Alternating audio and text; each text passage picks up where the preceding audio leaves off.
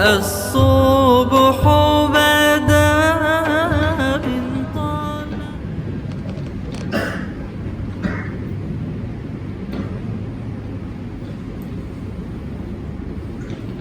Assalamualaikum warahmatullahi wabarakatuh. Waalaikumsalam warahmatullahi.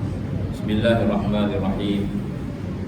Alhamdulillahirabbil alamin. Wassalatu wassalamu ala sayyidina Muhammadin wa ala alihi wa sahbihi wa barik wa sallim. Allahumma ighfir lana dhunubana wa liwalidina wa limasyayikhina wa li jami'il muslimina wal muslimat bi rahmatika ya arhamar rahimin. Allahumma faqihna fid din wa'allimna at-ta'wil wahdina ila siratikal mustaqim. Allahumma faqihna wa faqih ahlana wa auladana fi dinika.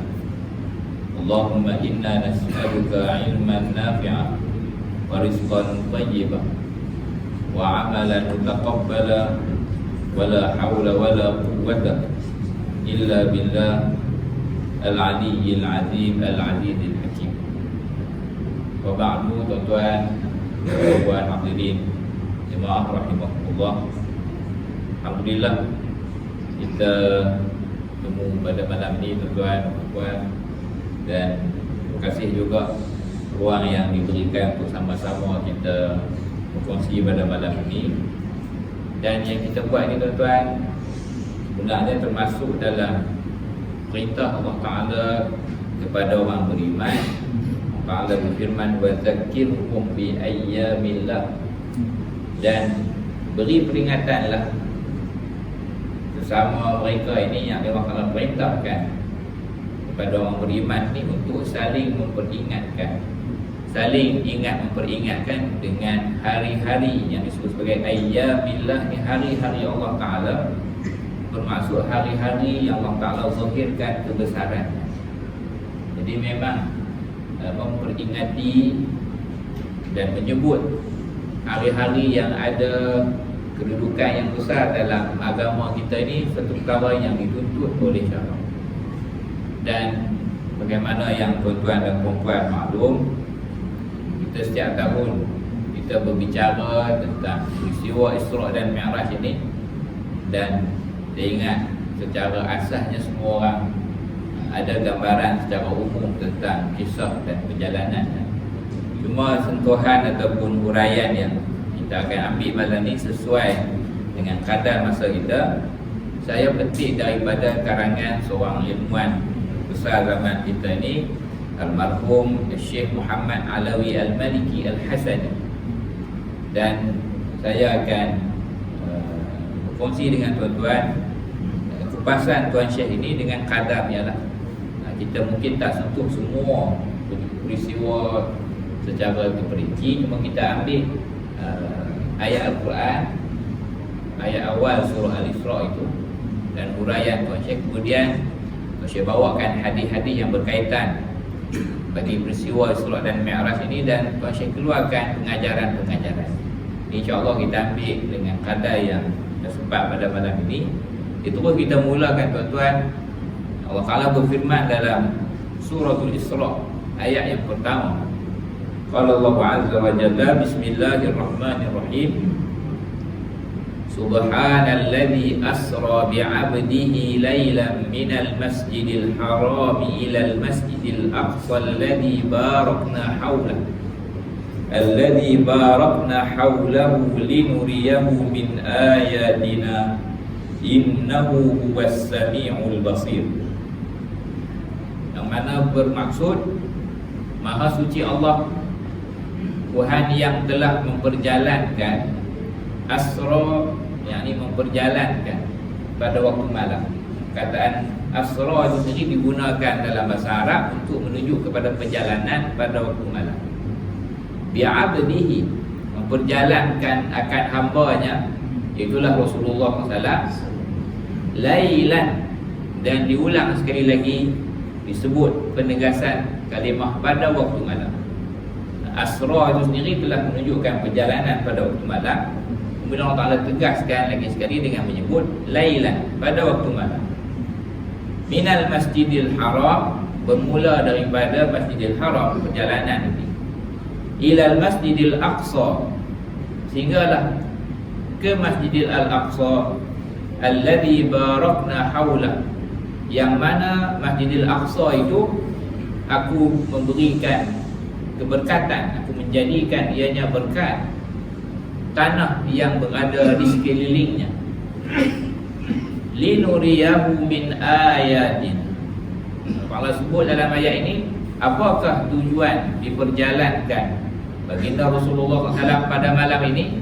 Tujuannya adalah linuriyahu min ayatina, untuk aku memperlihatkan, untuk kami memperlihatkan kepada baginda SAW daripada ayat-ayat yang ini bukti-bukti kekuasaan kami. Innahu huwas sami'ul basir, sesungguhnya Allah Ta'ala maha mendengar lagi maha melihat. Tuan Tuan Syekh memulakan dengan menyebut beberapa perkara. Yang pertama kita ambil, Tuan Syekh menunjukkan surah ini, yakni suratul Isra ini dimulakan dengan tasbih Subhana. Dan maksud tasbih, tuan-tuan, kita dah duduk tasbih hari-hari. Maksud tasbih adalah kita menafikan daripada Allah Ta'ala. Sebab tu disebut sebagai kita menyucikan.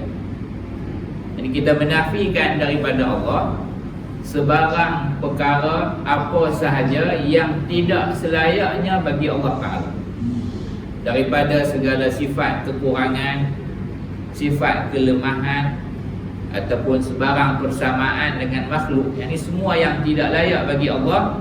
Bila seseorang mukmin itu sebut Subhanallah, bermaksud aku menyucikan dan aku membersihkan Allah Ta'ala ini daripada segala yang tidak layak bagi Allah. Maksudnya kita mensabitkan segala bentuk keagungan dan kemuliaan bagi Allah Ta'ala, dan kita tolak apa sahaja perkara yang tidak selayaknya bagi Allah Subhanahu Wa Ta'ala. Ini maksud tasbih. Dan Allah Ta'ala memulakan dengan tasbih. Kebiasaannya, kerana Tuan Syekh sebut di sini, orang Arab apabila mereka mengucapkan tasbih pada permulaan bicara mereka, kebiasaannya menunjukkan kepada perkara yang besar, menunjukkan kepada perkara yang ajib. Ajib ni maksud perkara yang ganjil ataupun perkara yang pelik, perkara yang luar daripada kebiasaan, yang menunjukkan kepada kekuasaan dan kehebatan Allah Subhanahu Wa Ta'ala. Dan memang pun tuan-tuan, peristiwa Isra' dan Mi'raj ni perkara yang pelik, perkara yang luar daripada kebiasaan. Bahkan tidak berlaku kepada seorang manusia pun, daripada Nabi Adam AS sampailah ke kiamat, hanya berlaku ke atas Rasulullah sallallahu alaihi wasallam. Dan ianya satu titik peristiwa yang penting dalam sejarah perjuangan dakwah Rasulullah SAW. Kerana dengan peristiwa Isra' dan Mi'raj ini juga menjadi sebagai titik pemisah di antara golongan yang benar-benar beriman dan juga yang sebaliknya. Sebab dengan Rasulullah SAW selesai diperjalankan oleh Allah, dan pada keesokannya Rasulullah SAW mengkhabarkan perkara ini, orang-orang kafir bergembira kerana mereka dapat satu asas untuk terus mendustakan Nabi. Sebab pelik tuan-tuan, perjalanan yang kebiasaannya memakan 2 bulan dengan orang naik unta ni, daripada Masjidil Haram ke Masjidil Aqsa, tiba-tiba Rasulullah SAW datang menyebut di siangnya, semalam aku telah ke Masjidil Aqsa. Dengan kebiasaan manusia masa itu yang hanya ada unta dan kebiasaan puluhan ratusan tahun perjalanan orang Arab yang naik unta itu, tak ada perubahan, zaman dulu sampai zaman kita ni, perjalanan manusia ni, dia start ada titik perubahan yang ketara hanyalah selepas revolusi industri. Sebelum tu sama je. Tahun 1800 something tu dengan zaman Rasulullah, dia punya keadaan hampir sama. Jalan naik unta, naik kuda, jalan kaki. Tetapi bila berlaku yang kita sebut sebagai revolusi industri, orang dah mula cipta enjin, kapal pun daripada papan kayu berubah kepada besi.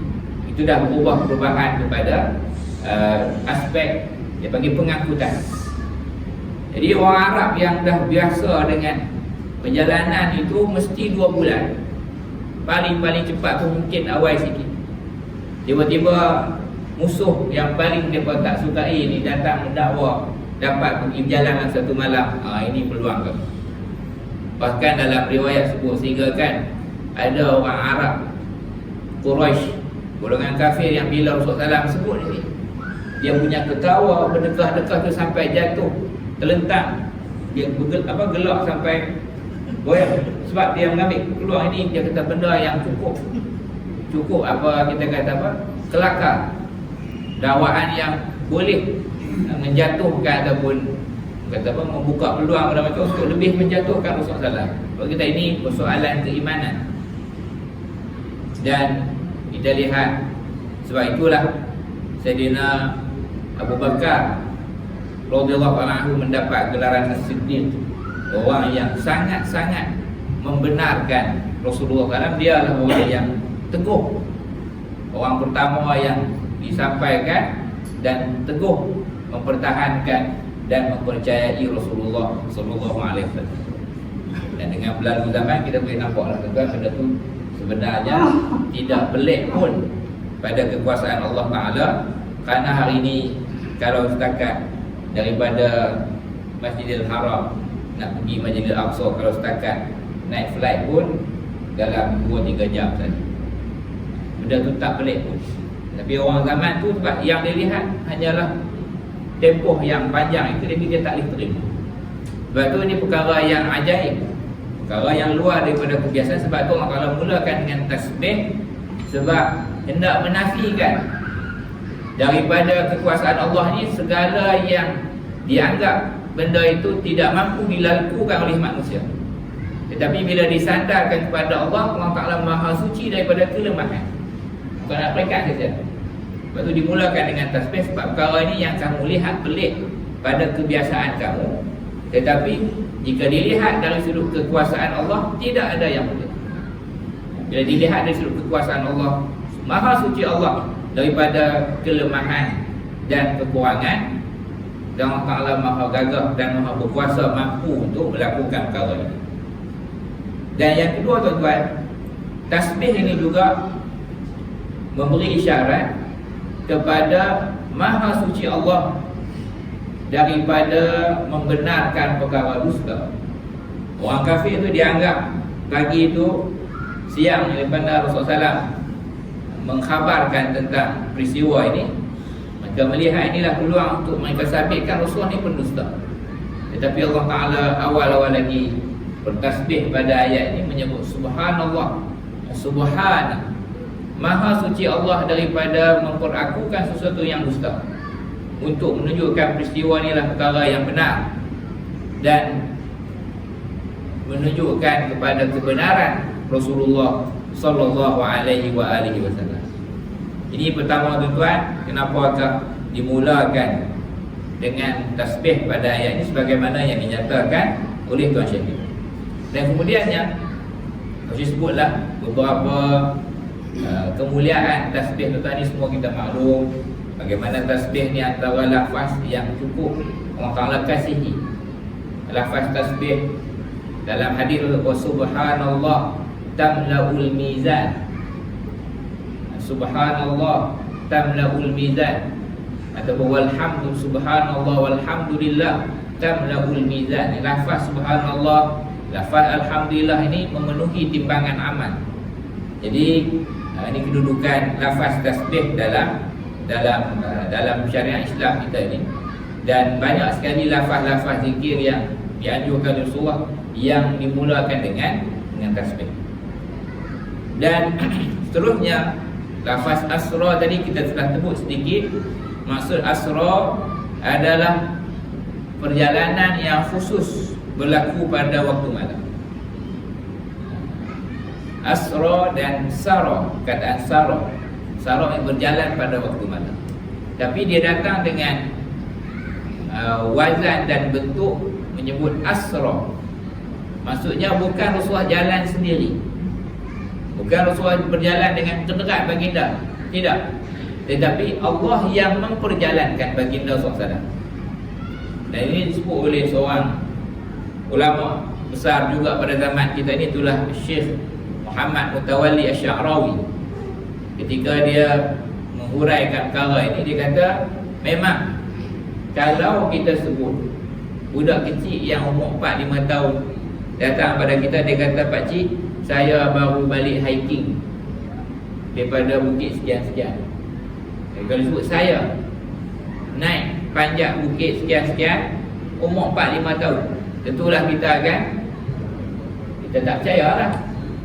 Sebab luar daripada kenderaan dia. Sebab dia baru umur 4-5 tahun nak panjat bukit tinggi tu, bukan kemampuan dia. Tetapi kalau dia datang, dia kata, "Ayah saya yang bawa naik." Masa tu kita tak akan nafi, kita tak akan tolak, sebab kita faham budak tadi panjat ke bukit tu bukan dengan kenderaannya, tetapi dengan kenderaan bapaknya yang mampu untuk naik ke bukit tadi.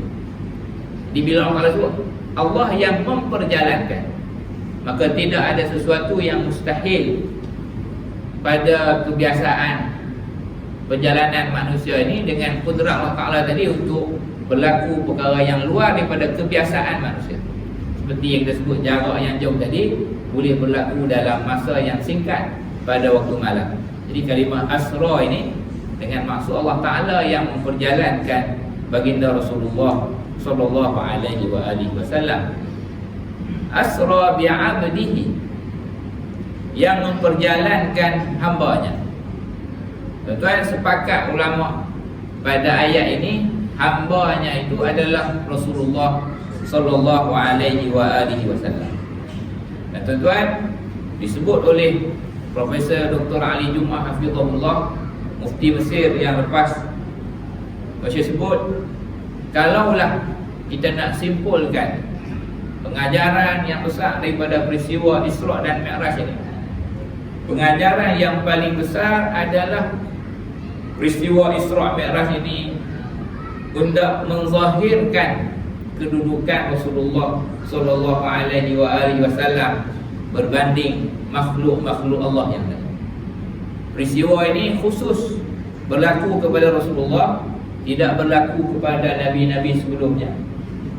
Dan peristiwa ini khusus Allah Ta'ala jadikan sebagai satu perkara yang mengangkat dan memuliakan darjat Rasulullah SAW, untuk menzahirkan bahawasanya Rasulullah adalah sebaik-baik makhluk, bahkan semulia-mulia makhluk, makhluk yang paling Allah Ta'ala kasihi dan paling Allah Ta'ala muliakan.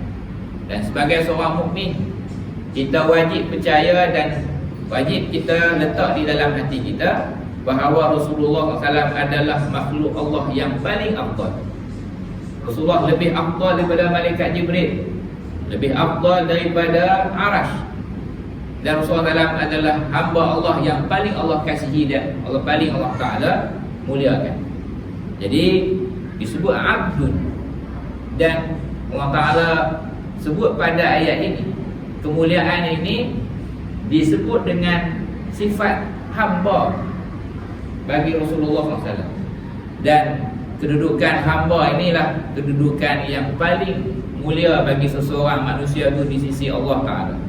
Semakin kukuh kehambaan hamba itu, maka semakin tinggilah darjatnya. Dan kita yakin tuan-tuan, Rasulullah lah yang paling sempurna dalam segenap aspek ini. Rasulullah lah yang paling menghambakan diri pada Allah di kalangan semua manusia. Rasulullah lah yang paling bertakwa. Dalam beberapa hadis Rasul sebut, ana atqakum lillah, akulah orang yang paling bertakwa kepada Allah. Rasulullah lah yang paling menghambakan diri pada Allah. Rasulullah lah yang paling bertakwa kepada Allah Ta'ala. Sebab itulah Rasulullah menjadi sebaik-baik manusia yang membimbing manusia yang lain. Dan pada Rasulullah lah adanya panduan dan ada padanya panutan pada kita untuk kita mendapat segala kemuliaan di dunia dan akhirat. Sebab tu saya katakan di sini, kedudukan kehambaan ini, maqam ubudiyah ini, darjat kehambaan adalah semulia-mulia pangkat. Dan kita sendiri untuk mendapat kemuliaan daripada Allah, hendaklah kita mempertingkatkan kehambaan kita kepada Allah Subhanahu wa taala. Tuan-tuan nak tengok kedudukan hamba ini sejauh mana mulianya apabila seseorang mukmin itu disebut ataupun dizahirkan sifat kehambaan. Hamba sesama manusia memang hina, tuan. Hamba sesama manusia ni hina. Sebab tu manusia dalam zaman perhambaan itu, hamba ini dia tidak memiliki, tetapi dia dimiliki. Dia tidak ada kebebasan. Datang syariat Islam sangat-sangat menggalakkan pembebasan hamba. Sebab hamba sesama manusia ni perkara yang hina. Tetapi apabila hamba itu dinisbahkan kepada Allah, kehambaan kepada Allah, itulah kemuncak kemuliaan seseorang manusia itu. Dan kedudukan seseorang itu menghambakan diri pada Allah yang paling mulia adalah ketika dia solat. Dan dalam solat itu pula kedudukan yang paling mulia adalah ketika dia sujud. Sebab itulah kemuncak kehambaan seseorang hamba itu kepada Allah. Jadi tuan Syekh sebut di sini, kita tengok banyak ayat yang menyebut tentang kemuliaan Rasulullah itu dengan disebut sifat kehambaan. Antaranya awal-awal surah Al-Kahfi, Alhamdulillahilladzi anzala ala abdihil kitab. Segala puji bagi Allah yang telah menurunkan ke atas hambanya. Ini kata Nabi Muhammad, tetapi disebut sebagai, digunakan lafaz abdi, abdun, hambanya. Ini kemuliaan apa yang Allah terima? Diturunkan Alkitab ni, diturunkan Al-Quran, kitab Allah yang paling mulia, diturunkan kepada insan yang paling mulia pada malam yang paling mulia. Nanti nak main bulan Ramadan, nuzul Quran. Dan disebut kemuliaan itu dengan sifat hamba. Diturunkan kitab kepada hambanya, Rasulullah SAW. Isra' Mi'raj juga, dalam ayat yang kita tengah bincang ini, dibawa Rasulullah perjalanan Isra' dan Mi'raj itu digunakan lafaz hamba juga untuk menzahirkan kemuliaan kehambaan ini. Itu juga dalam suratul Furqan, Tabarakalladzi nazzala al-furqana ala 'abdi, juga disebut sebagai sifat hamba. Maha berkat Allah Ta'ala yang telah menurunkan Al-Furqan, ini Al-Quran, ke atas hambanya. Itulah Rasulullah Sallallahu Alaihi Wasallam. Dan banyak lagi ayat-ayat yang lain, tuan-tuan, yang Allah Ta'ala zahirkan sifat kehambaan baginda Rasulullah SAW. Jadi sebagaimana kita dalam umat baginda, maka jalan yang dibawa oleh baginda itulah yang menyelamatkan kita. Jadi jalan kehambaan kepada Allah itulah jalan kita. Jadi yang ni yang hikmah kenapa disebut Allah Ta'ala memperjalankan hambanya, tapi tidak disebut memperjalankan nabinya. Sebab kedudukan kehambaan itulah semulia-mulia maqam, itu semulia-mulia darjat seseorang hamba itu kepada Allah Subhanahu wa Ta'ala. Dan kemudian Allah Ta'ala berfirman, Asra bi'abdihi laylan, pada waktu malam. Jadi kita dah sebut dah, kalimah asra bermaksud perjalanan pada waktu malam. Tetapi Allah Ta'ala tegaskan dengan disebut lagi sekali kalimah laylan. Imam Al-Hafiz Ibn Hajar Al-Asqalani sebut, Allah Ta'ala berfirman laylan di sini adalah untuk menunjukkan bahawasanya penegasan kepada perjalanan itu berlaku pada waktu malam. Ini kerana penegasan dan peneguhan. Dan kenapakah disebut tentang malam ini secara khusus? Kerana malam, tuan-tuan, bagi orang beriman adalah waktu yang mulia. Sebab malam adalah waktu untuk seseorang hamba itu melakukan ibadat-ibadat yang mendekatkan dirinya kepada Allah Ta'ala. Siang kebiasaannya adalah untuk kita mencari kehidupan. Kebiasaannya siang untuk kita cari kehidupan, tapi kita tetap taat pada Allah.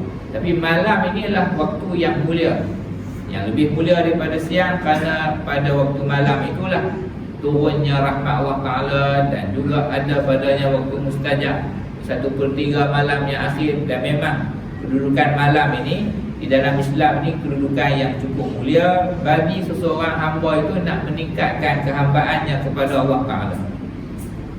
Jadi disebut di sini kenapakah peristiwa Isra' Mi'raj ni berlaku pada waktu malam? Kerana sifat malam itulah malam, sifat yang waktu yang berkat, waktu yang turun padanya rahmat, dan juga waktu untuk kita bersungguh-sungguh melaksanakan ibadat pada Allah setelah kita mengambil rehat bagi tubuh badan kita ini. Tetapi kedua-duanya adalah waktu yang Allah Ta'ala muliakan. Siang pun waktu yang ada kebaikan dan keberkatannya, tapi malam ada kelebihannya dari sudut munajat, kelebihan dari sudut kita mengisi dengan qiyamul lail dan sebagainya. Yang paling besar tuan-tuan adalah hadis yang menyebut tentang 1/3 malam yang akhir itu, waktu yang apabila seseorang hamba beristighfar, Allah Ta'ala akan beri keampunan. Apabila seseorang hamba itu berdoa, Allah Ta'ala akan beri kabul dan dimustajabkan. Apabila hamba-hamba itu memohon permohonan rahmat dan sebagainya, akan mereka terima daripada Allah Subhanahu Wa Ta'ala. Jadi ini tuan-tuan bahagian hak utamalah yang kita nak ambil daripada ayat ini. Dan disebut tentang bermula daripada Masjidil Haram menuju ke Masjidil Aqsa. Memang ada pengajaran juga yang perlu kita ambil, tetapi yang ini insya-Allah kita akan selitkan sekali dengan hadis yang kita akan petik dan kita akan baca ini. Dan disebut Masjidil Aqsa kerana kedudukan Aqsa maksudnya hujung. Jika nisbah kepada Masjidil Haram, Masjid Aqsa itu berada di jauh, sebab itu disebut sebagai Masjidil Aqsa.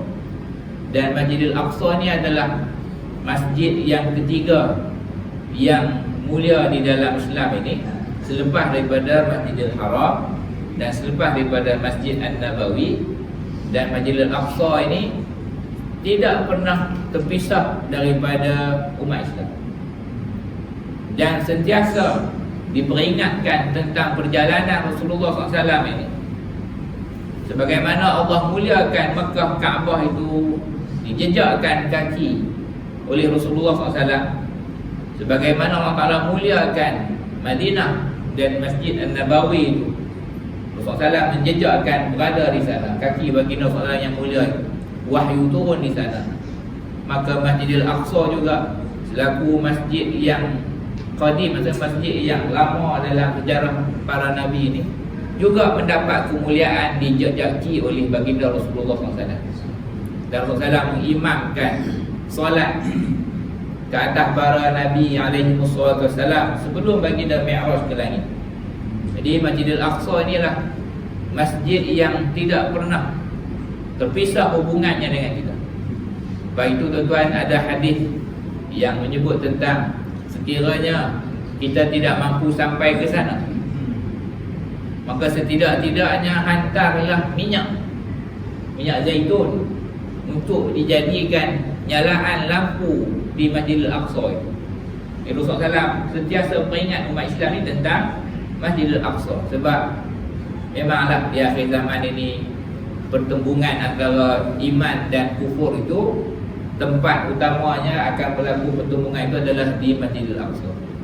Dan bagaimana yang kita lihat hari ini tuan-tuan, ujian buat saudara-saudara kita di Gaza sana, kita tidak lupakan, kita mesti sentiasa kita berdoa, mesti sentiasa kita berbicara dan bercakap, peringatkan kepada diri kita, ahli keluarga kita dan anak-anak kita. Kita kena sebut bagi dia kenal 3 masjid yang utama ni, tetapi perlu diingatkan tentang Masjidil Aqsa. Dan antara yang dibuat oleh para ilmuwan dan pendakwah kita yang saya lihat, Mereka mengarang buku-buku dalam bentuk yang sesuai untuk peringkat kanak-kanak untuk diterangkan tentang Masjidil Aqsa, diterangkan gambar, diterangkan sejarah supaya tidak terpisah perjuangan umat Islam ini untuk mendapatkan semula Masjidil Aqsa ini. Dan tuan-tuan, memang Masjidil Aqsa ini adalah masjid yang barakah, keberkatannya. Maksud berkat ini segala kebaikan berlipat ganda di situ. Dan ianya memang tanah yang berkat, tanah yang subur, tanah yang mendapat rahmat, kerana di situlah tanah para anbiya. Sebagaimana Mekah juga adalah tempat yang paling mulia, dan juga Al-Madinah, Masjidil Aqsa juga adalah tempat dan tanah yang diberkati oleh Allah Subhanahu wa taala. Bila disebut diberkati di sekelilingnya, tuan-tuan, bermaksud yang Masjid Aqsa ini adalah masjid yang berkat. Bukan duduk baca faham kata berkat kat tepi-tepi masjid, tidak. Tapi bila sebut yang di tepi pun mendapat keberkatan, tentulah yang masjid itu sendiri adalah sumber keberkatan yang lebih utama. Dan ditutup ayat ini Allah Ta'ala sebut tujuan diperjalankan baginda Rasulullah SAW adalah untuk Allah Ta'ala memperlihatkan bukti-bukti keagungan dan kemuliaan Allah SWT daripada apa yang Rasulullah SAW lalu melihat apa yang ada di langit, bertemu dengan para nabi dan sebagainya. Itu semua untuk menzahirkan kudrat dan kekuasaan Allah Ta'ala untuk kita sebut sebagai menghiburkan dan memperkukuhkan hati baginda Nabi SAW. Yang mana tuan-tuan pun maklum, peristiwa Isra' dan Mi'raj ini perbahasan akademik tentang waktunya, zamannya, bila itu, tapi sepakat ianya berlaku selepas kewafatan Sayyidah Khadijah. Dan selepas daripada kewafatan bapa saudara baginda SAW, Abu Talib, yang disebut sebagai tahun kesedihan, berada pada kemuncak tekanan, kemuncak pertembungan oleh pihak-pihak kafir Quraisy ini. Ketika itulah Allah Ta'ala memperjalankan Rasulullah untuk disebut sebagai tasliyah. Tasliyah ini menghiburkan, melegakan dan merawat hati baginda Allah dan memperkukuhkan jiwa baginda untuk terus melaksanakan perintah Allah untuk menyampaikan agama yang mulia ini. Ini tuan-tuan, yang pertama kita ambil tentang ayat surah Al-Isra' ini.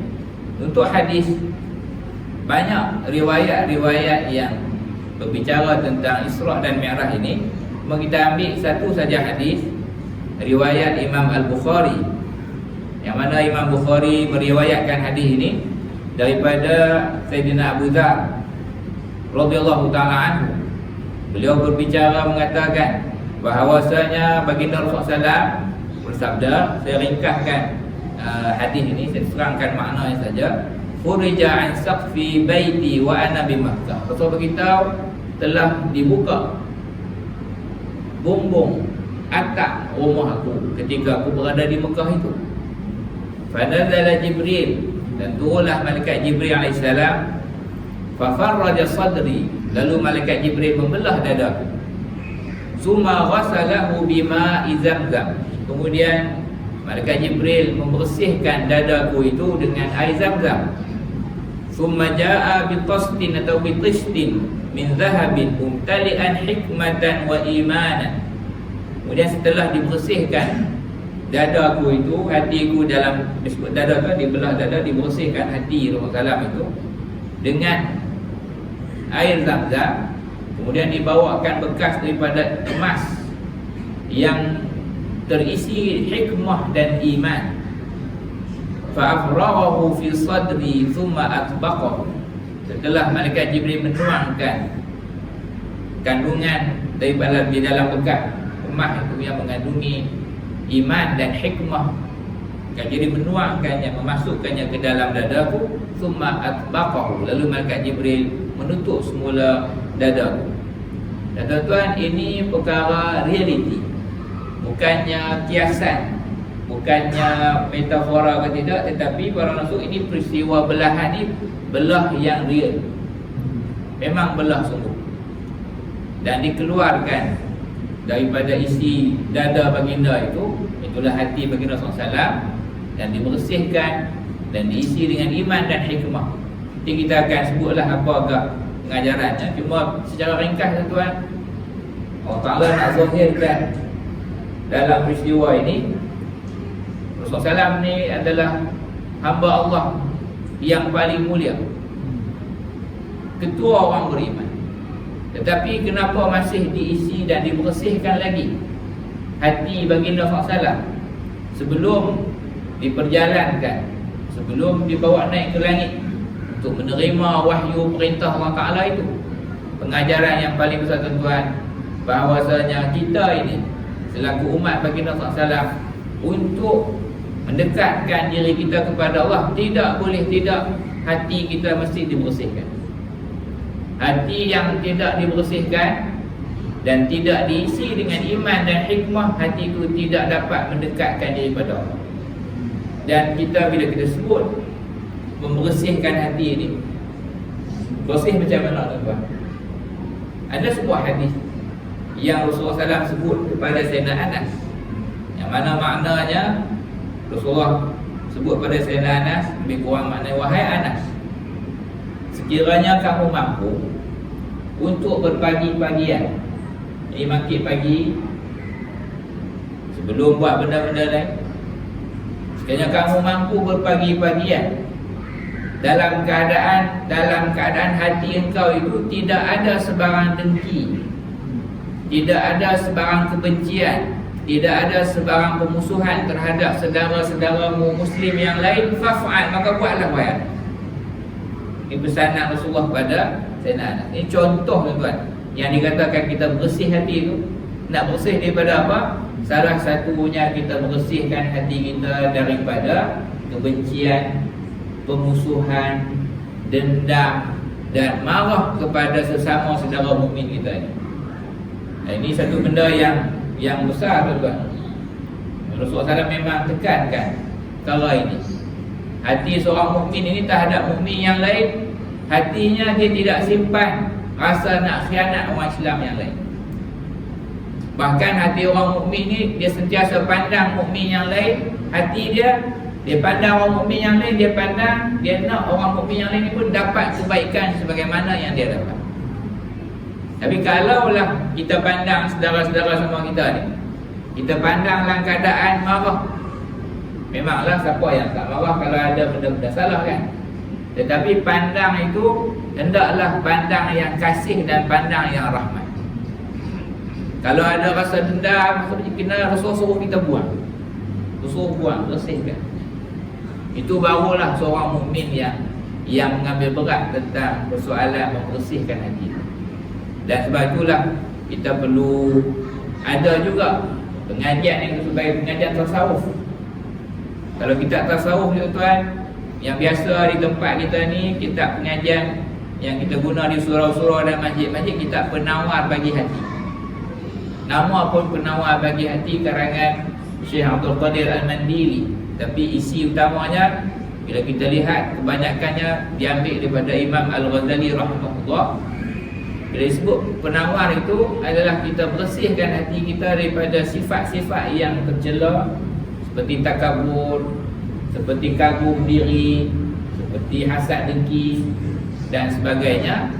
Diisi dengan yang sebut diisi dengan iman tadi, diisi dengan sifat-sifat yang Allah Ta'ala muliakan. Allah kasih seperti redha, syukur, sabar.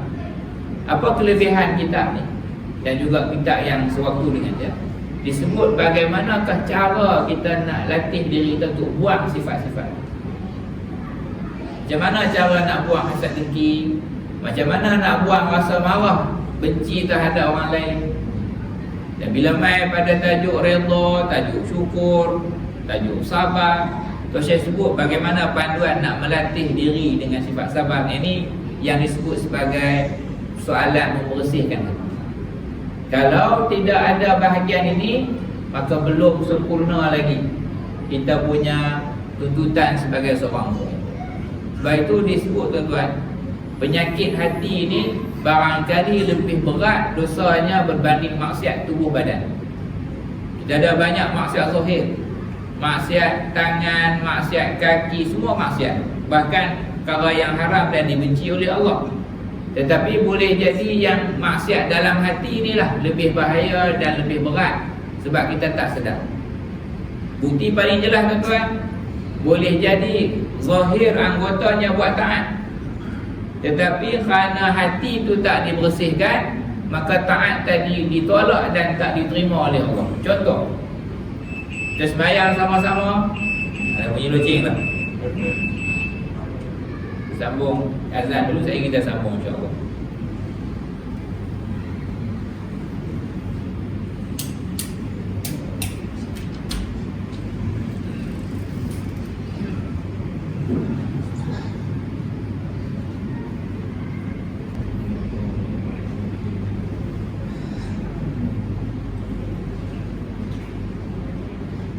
Betul yang kita sebut tadi tentang bagaimana kalau hati ini tak dibersihkan daripada yang disebut sebagai sifat-sifat yang tercela dalam Islam ini. Kita sembahyang ni zahirnya taat, tetapi bila dalam hati itu tiada ikhlas, tetapi dipenuhi dengan riya, maka tertolaklah amalan soleh yang kita lakukan. Sebab sifat riya itu tempatnya dalam hati. Jadi hati yang tidak dibersihkan daripada riya, maka ianya akan membinasakan seseorang mukmin. Dan jika tidak diisi dengan iman, yakni amal soleh hati, itulah ikhlas, maka tentulah ibadat kita tidak diterima oleh Allah. Dan contoh lagi tuan-tuan, hadis tentang keburukan hasad dengki. Hati yang duk simpan dengki. Apa maksud dengki? Dengki maksudnya secara ringkas perasaan tak boleh tengok orang lain dapat kebaikan. Dia tak boleh tengok orang mukmin yang lain melihat orang mukmin yang lain mendapat kebaikan, dan dia berharap nikmat itu hilang daripada orang mukmin tadi. Itu confirm hasad dengki. Dan biasanya dengki ini kita akan teruji dengan orang yang kita ada perselisihan dengan dia, yang ada perseteruan dengan dia. Dan bila ada sifat dengki, Rasul sebut hasad dengki ini dia akan menghapuskan dan dia akan memakan iman dalam hati orang mukmin itu sebagaimana api membakar kayu. Sikit demi sikit kita tak sedar, tapi dia telah merosakkan dan juga mengurangkan kekuatan iman dalam hati kita. Sebab bila seseorang tu berdengki, jadi dia harap nikmat orang lain hilang, bermaksud dia sedang tidak bersetuju dengan pemberian Allah Ta'ala. Sebab Allah Ta'ala yang bagi nikmat ke orang tu, kita boleh ada perasaan nak seperti orang tu dapat, itu tak apa. Tetapi kalau kita masuk sampai tahap kita duk harap nikmat orang tu hilang, yang itu dosa. Bila duk ada dalam hati tu, selagi itulah dia akan makan tuan badan itu secara dia tak sedar, kurang imannya. Ini bermaksud dia akan mula kurang petunjuk dan juga mula kurang, orang kata apa, kebaikan dirinya, sebab dia duk fokus pada orang lain. Jadi dia tak boleh nak taat kata Allah, dia tak boleh nak buat amal soleh. Itu buruknya apabila kita tidak mengambil berat tentang persoalan membersihkan hati. Yang kemudian ringkas lagi hadis tu, setelah Rasulullah dibersihkan apa yang disebut dibersihkan hati baginda, dada baginda dibelah dan lalu dimasukkan iman dan hikmah, so dibawa ke atas burung itu. Sebagaimana tuan-tuan tahu, burung adalah satu makhluk yang mana dia seperti kuda. Sebut dia punya saiz tu di antara baral dan juga keldai, yang mana dia punya langkah tu satu langkah saja telah sampai ke hujung ufuk. Satu langkah, makhluk yang ditunggang oleh para nabi. Inilah juga yang ditunggang oleh Nabi Ibrahim AS ketika baginda menghantar Sayyidah Hajar dan juga Nabi Ismail ke Mekah daripada Iraq. Itulah juga yang ditunggang oleh para anbiya. Dan buruk ini, nama pun buruk kan, buruk ni barqun kilat, menunjuk pada kepantasan dia. Yang ni yang ditunggang oleh Allah, lalu dibawa ke Masjidil Aqsa. Bila sampai ke Masjidil Aqsa itu, Rasulullah SAW mengimamkan solat yang mana makmumnya adalah para nabi dan rasul alaihi wassalatu wassalam. Ini perkara mukjizat. dihimpunkan para Nabi dan Rasul untuk bersolat dengan baginda sebelum baginda diangkat ke langit pertama, kedua dan ketiga, sebagaimana yang selalu kita dengar dalam ceramah-ceramah ni. Dan ringkasnya apabila sampai kepada penghujung tempat yang boleh dicapai oleh manusia, yang mana ketiga itu malaikat Jibril pun tak boleh lepas ke tempat yang di hujung langit yang ketujuh itu, disebut sebagai Sidratul Muntaha. Penghujungnya, ketika itulah Allah Ta'ala memfardukan kewajiban solat 5 waktu. Malam itulah kefarduan solat 5 waktu yang asalnya difardukan 50 kali sehari semalam, tetapi kemudiannya dengan nasihat dan juga orang kata apa, perbincangan oleh Nabi Musa AS, maka Rasulullah memohon supaya diringankan kepada umat sehingga menjadi 5 kali sehari semalam. Sebelum daripada peristiwa Isra Mi'raj ini ada solat, tetapi bukan dengan bentuk yang difardukan, subuh, zuhur, asar, maghrib, isya. Berbeza, solat sebelum Isra Mi'raj dan juga selepas adalah 5 waktu ini, yang pada siangnya itu malaikat Jibril bimbing dan tunjuk cara solat yang 5 waktu ini, bermula dengan zuhur, asar, maghrib, isya sampai dah ke subuh. Itu yang kita solat 5 waktu inilah kefarduan yang difardukan pada malam Isra dan Mi'raj. Dan kita dah sebut tentang hikmah dibelah dada baginda dan diisi dengan iman dan dibersihkan, itu menunjukkan dada kita ini adalah permulaan, tuan-tuan. Hati itu permulaan jalan. Permulaan jalan untuk kita membaiki diri adalah dengan kita membersihkan hati kita daripada sifat-sifat tercela tadi, dan kita isi hati kita itu dengan iman, isi hati kita dengan ingat pada Allah, isi hati kita dengan perasaan kasih kepada sesama mukmin ini. Dan Rasul sebut tentang mukmin yang sempurna itu sebagaimana kita sebut tadi, dia sentiasa hatinya nakkan kebaikan kepada orang Islam yang lain. Dia akan pandang orang lain dengan pandangan rahmat, pandangan kasih. Atau kepada ahli maksiat pun, ketika kita lihat dan kita tegur, kita cegah maksiatnya, tapi pandangan kita terhadap dia tetap pandangan kasih. Macam mana mak ayah yang melihat anak yang sakit, melihat anak yang sedang kita kata ada fasa kenakalan dan juga kesalahan itu, walaupun marah dari segi mulut dan tindakan, tetapi hati tetap kasih sebab nakkan kebaikan. Itulah cara pandang kita terhadap orang mukmin yang lain. Ini yang kita kata hati yang dituntut oleh Rasulullah SAW, untuk hati kita ni menjadi hati yang bersih. Dan pengajaran yang seterusnya yang dibawa oleh Tuan Syekh yang berkaitan dengan peristiwa Isra dan Mi'raj ni, tentulah tuan-tuan, pengajaran yang paling besar adalah pengajaran solat.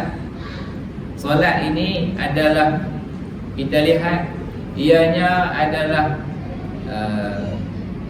kemuncak kehambaan seseorang hamba itu.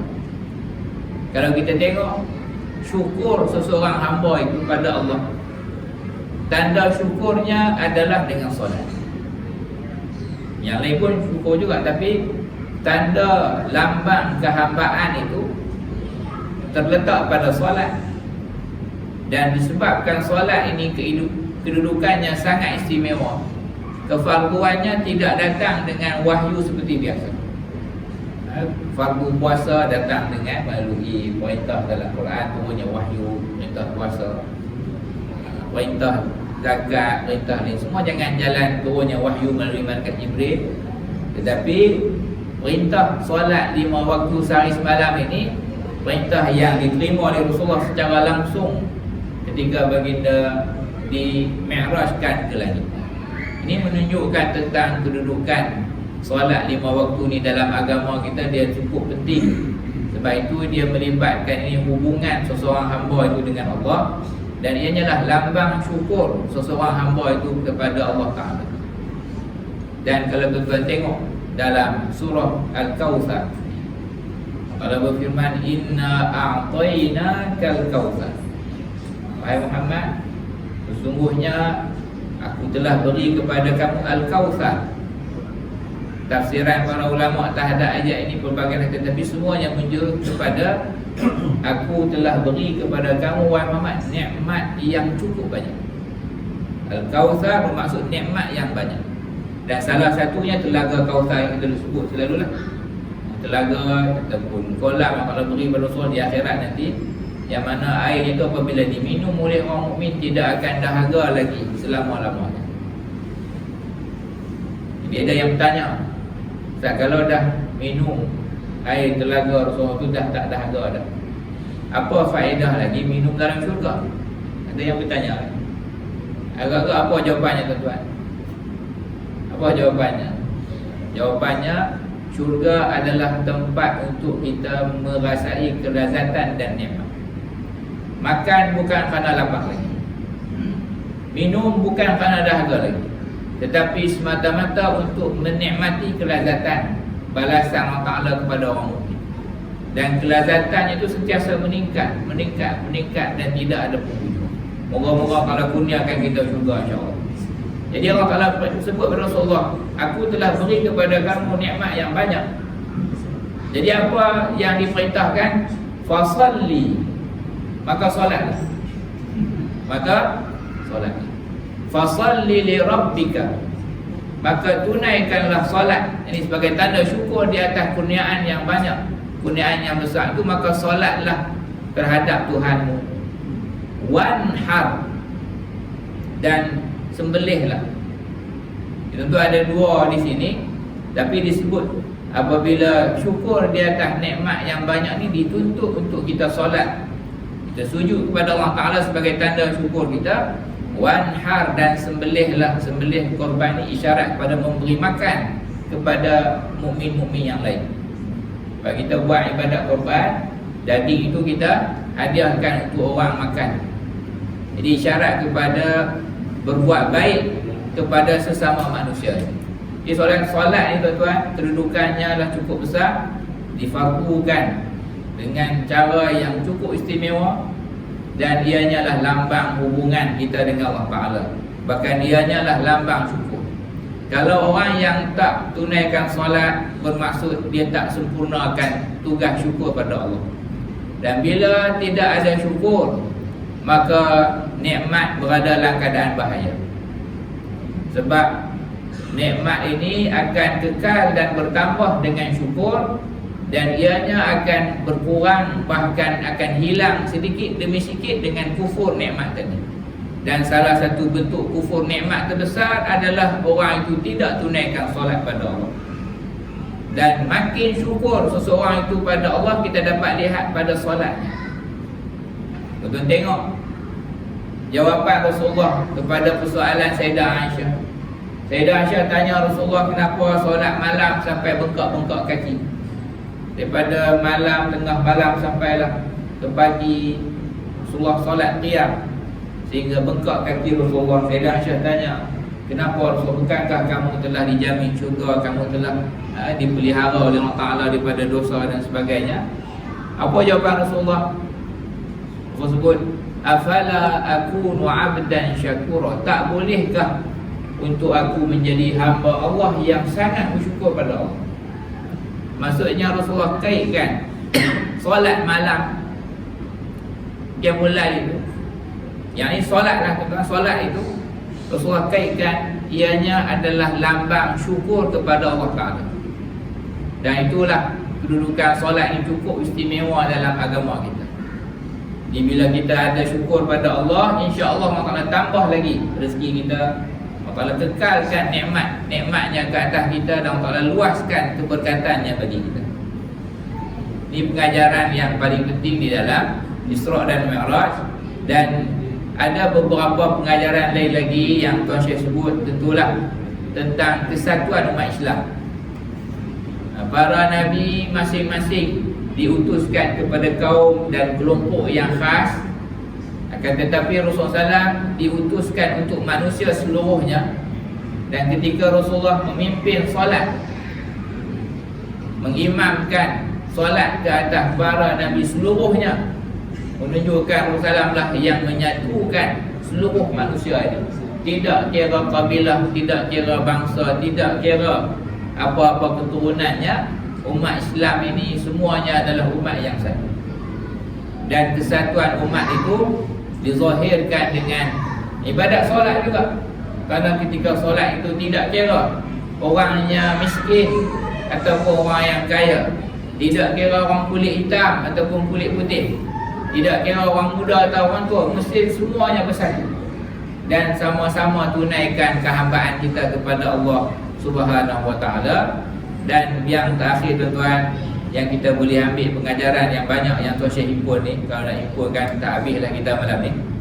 Ialah tentang yang kita sebut tadi, hubungan kita dengan saudara-saudara kita yang berada di Palestin, yang berada di Masjidil Aqsa, untuk kita tidak lupakan mereka, kita doakan mereka dan kita bantu apa yang kita termampu daripada kemampuan kita. Setidak-tidaknya kalau kita mampu sumbangkan pada jalan-jalan yang kita boleh yakin ketulusan dan juga pengurusan mereka untuk menyampaikan bantuan yang akan mengukuhkan keberadaan saudara-saudara kita di sana, memberi makan yang lapar di kalangan mereka, memberi pakai kepada yang memerlukan pakaian di kalangan mereka, dan mengukuhkan pendidikan mereka untuk mereka dapat bertahan ribat di sana, mempertahankan Baitullah, ini rumah Allah ini, Masjidil Aqsa itu.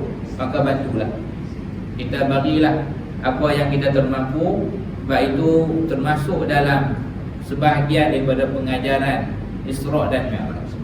Jadi tuan-tuan, banyak lagi yang saya tak sempat nak kongsi dan sentuh dengan tuan-tuan pada malam ini, tetapi kita ringkaskan, saya ulang yang saya sebut tadi.